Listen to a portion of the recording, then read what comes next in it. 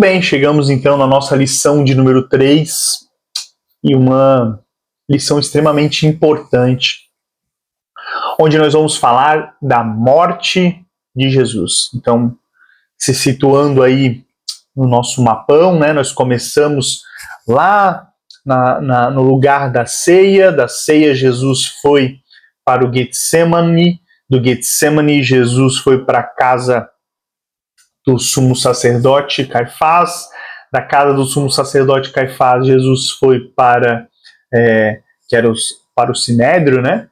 Depois do Sinédrio Jesus vai para Pilatos e Pilatos envia Jesus para ser morto e crucificado. Então, depois que bateram muito em Jesus, fizeram Jesus carregar uma cruz pesada, né? Passando por um caminho, carregando aquela cruz pesada, até chegarem no Gólgota. Nossa próxima parada é o Gólgota. Gólgota significa o lugar da caveira. O lugar da caveira. E lá no Gólgota, então, colocam Jesus na cruz, prendem Jesus naquela cruz com cravos, né? Que eram pregos gigantes que perfuraram as mãos e os pés de Jesus. Então, erguem aquela cruz e Jesus fica ali, pendurado, até morrer. E aí Jesus suporta dores, muitas dores, por muitas horas, até que finalmente Jesus bradou: está consumado. E naquele momento a Bíblia diz que Jesus entregou o Espírito, ou seja, Jesus morreu. E o que a gente precisa entender é que Jesus morreu no nosso lugar. Nós é quem merecíamos a morte. Nós é quem merecíamos sofrer. Mas por amor a cada um de nós, por amor, Jesus decidiu morrer. E por que Jesus decidiu fazer isso? Porque ele sabia que era necessário para nos purificar dos nossos pecados. Existe uma dívida, a Bíblia diz que o salário do pecado é a morte, ou a consequência, a dívida, o pagamento pelo pecado é a morte. Todos nós pecamos, todos nós pecamos. A Bíblia diz que todos nós pecamos, e a Bíblia também diz que se nós dissemos que não pecamos, nós estamos mentindo.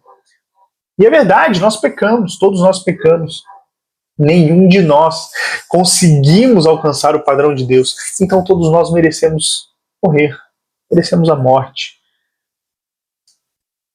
Mas teve um homem que pisou nessa terra, que ele é digno. Ele nunca pecou. Jesus nunca pecou, ele era perfeito. Ele era o único capaz de dizer: olha, eu morro no lugar. Morre eu, mas não morre eles. Era o único. E esse único, ele era tão poderoso que só existia uma maneira disso acontecer: se esse único se entregasse livremente para morrer. E foi exatamente isso que aconteceu.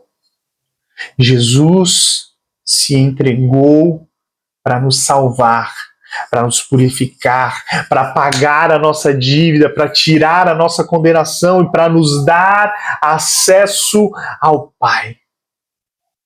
Para nos dar acesso ao nosso Deus. O que as pessoas não sabiam, o que aqueles soldados não sabiam, é que Jesus queria estar ali naquela cruz. Esse era o plano dele, esse era o plano de Deus, porque era necessário que ele morresse. Então, Jesus se entregou, morreu, e os nossos pecados foram perdoados.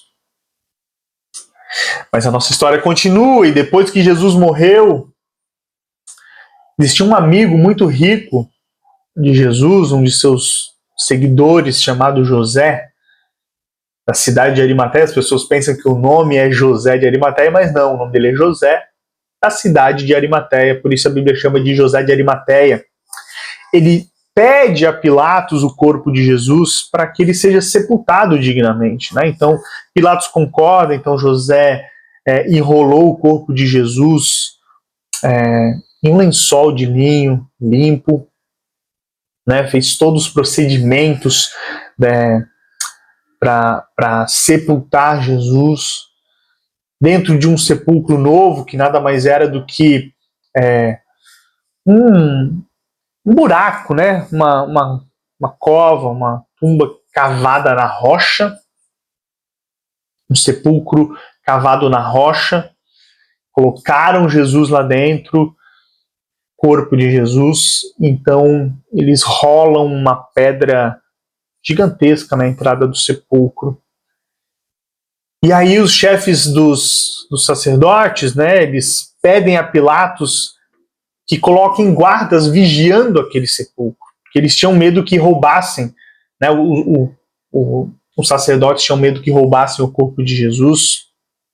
Então, além daquela pedra gigantesca na frente do sepulcro, também tinham guardas lá dentro, ou seja, na frente, né, impedindo que aquele túmulo fosse violado. Isso nos revela que era impossível de qualquer pessoa retirar Jesus lá de dentro. Era impossível tirar o corpo de Jesus lá de dentro. Jesus estava morto, seu corpo dentro de um sepulcro, cavado em uma rocha, uma pedra enorme tampando, guardas na frente fazendo vigia, e somente um milagre seria capaz de deixar aquele sepulcro vazio. Mas glória a Deus que nós servimos a um Deus de milagres.